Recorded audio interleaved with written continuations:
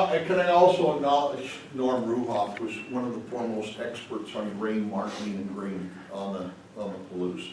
And he's teaching right now. I don't know why they do that at the university, but anyway, that's what he's doing. He was unable to be here, but he's with his invaluable help.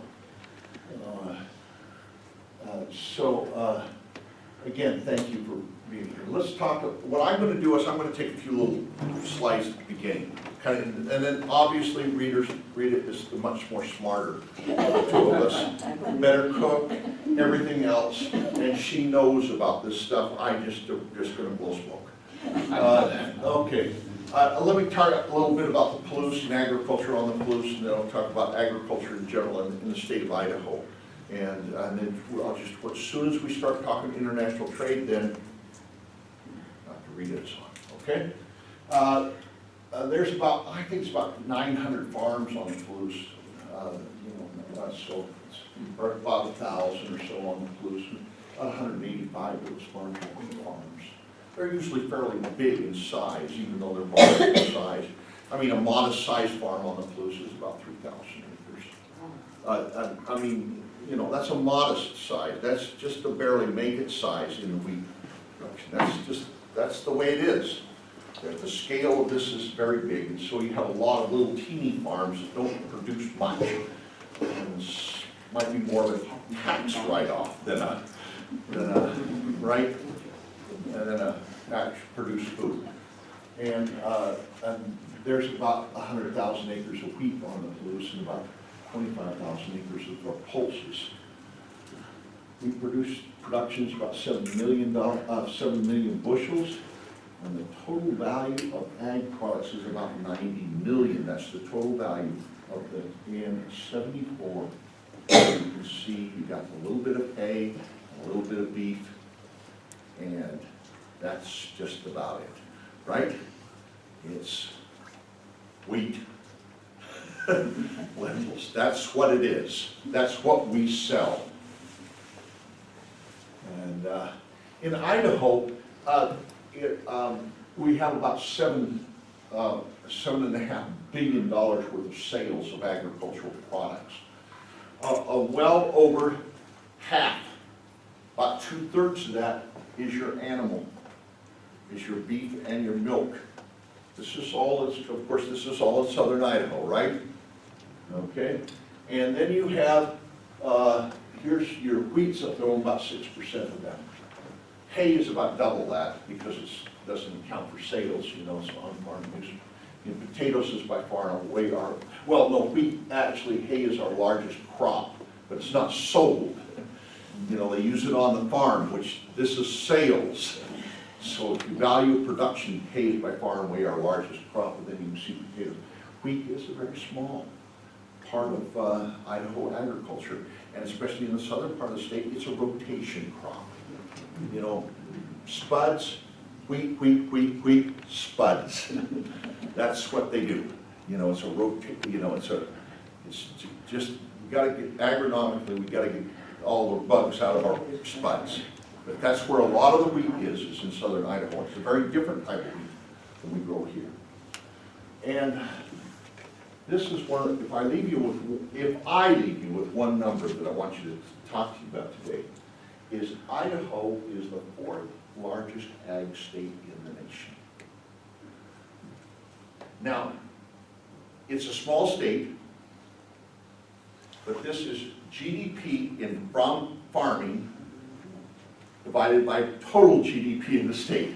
So relative to the size of the state in GDP, we're the 4th in the nation.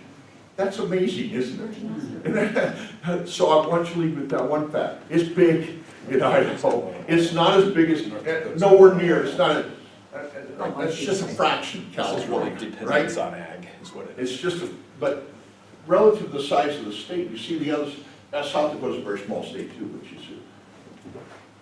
These states like this, especially these two states, are having really financial difficulties. And it's because they're ags in the pits. And they're having they're not enjoying the success of the Trump economy. They're not. And it's because of agriculture is having problems. And the last slide that before is that I started, this is a nutrient-dense slide. This is death by PowerPoint, right? But I want to dispel this. When I first came here, was a number of years ago, you always hear the farmers whine, you know? This is the last year, my dog died, my wife left me, you know, that type of stuff, right? This is the last year I'm gonna be farming. Don't believe a word of it. You know, it's not true. It's a whine. And they are chronic whiners. I started this out in 1997 because I started them all at 100, so I indexed them. This is an index of agriculture. Okay, I started them right here. This one right here is the state. That's state GDP. So it's 72% higher than it was in 1997, right? Agriculture, farming is 159% higher than it was in 1997. It's not stodgy. It's not, you picked a fine time to leave me, Lucille. It is not that way. It's growing far faster than the state's economy, than the state as a whole. It is not stuck. It is a fast-growing industry. I want to dispel that. It's not just big, it's growing faster than the state is. It's also growing, this is food manufacturing, the Chobani's and all of that type of stuff. And, there's a big myth that those industries are growing. Well, they aren't even growing as fast as the state economy. It's farming. Grandma and grandpa on the tractor that are growing faster than the state economy. And yes, they are grandmas and grandpas. They're not even mom and dads. They're usually well into the grandparent ages, stuff like that. So with that, ag's big in Idaho, it's big in West, and it's growing very fast. And now, Dr. Reeder.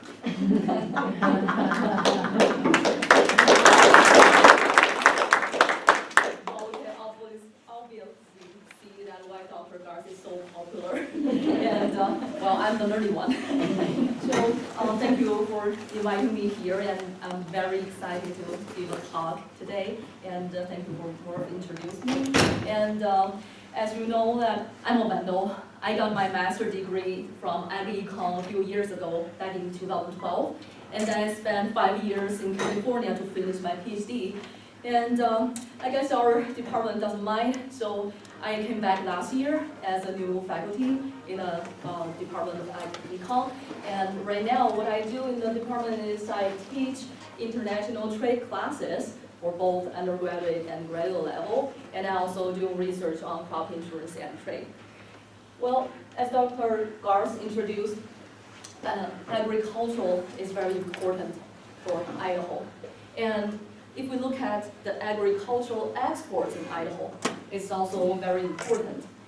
And according to USDA's numbers, we know that on average, actually about 1/4 of farmers' incomes actually comes from agricultural exports. And here, the graph shows us that from 2000 to 2017, the Idaho ag exports is increasing. And well, compared to 2015 and 2016, it's down a little bit, but last year, it rebounded after the 20% decline. So we're still good. And what would we sell to the foreign markets? Well, of course, we have a lot of potatoes, and we grow a lot of potatoes, but we cannot eat them all, so we need to sell them to some foreign markets. And also the dairy products is a big component for Idaho ag exports.